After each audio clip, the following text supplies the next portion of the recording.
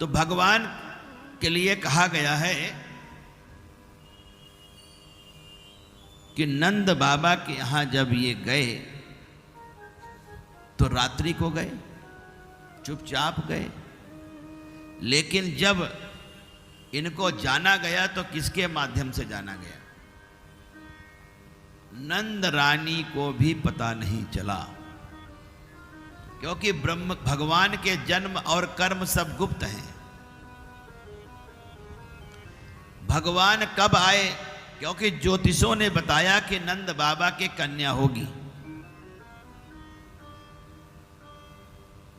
ज्योतिष शास्त्र भी अपने आप में पूर्ण शास्त्र है और इसके बताने वाले कोई सड़क छाप नहीं होते थे, पहुंचे हुए महात्मा होते थे, गर्गाचार्य जैसे महान आत्माएं।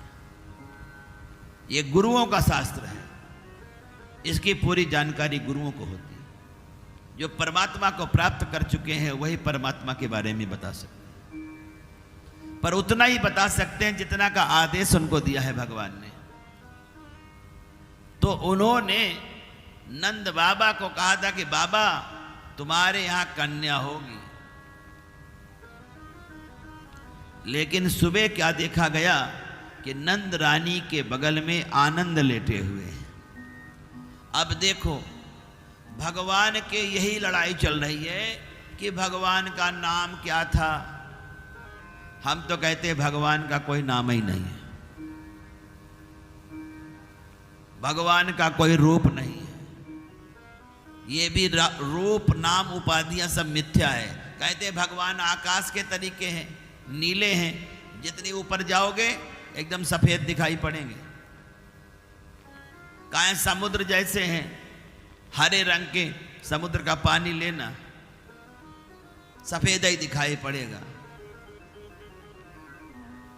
लेकिन समुद्र की गहराई के कारण वो स्वरूप हो गया है।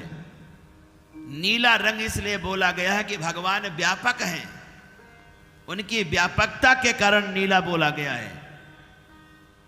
नीलाम यक्ष्याम मलको मलांगम, भगवान कठोर भी बहुत है, तभी तो हम सबको उठाए बैठे हैं ब्रह्मांड को।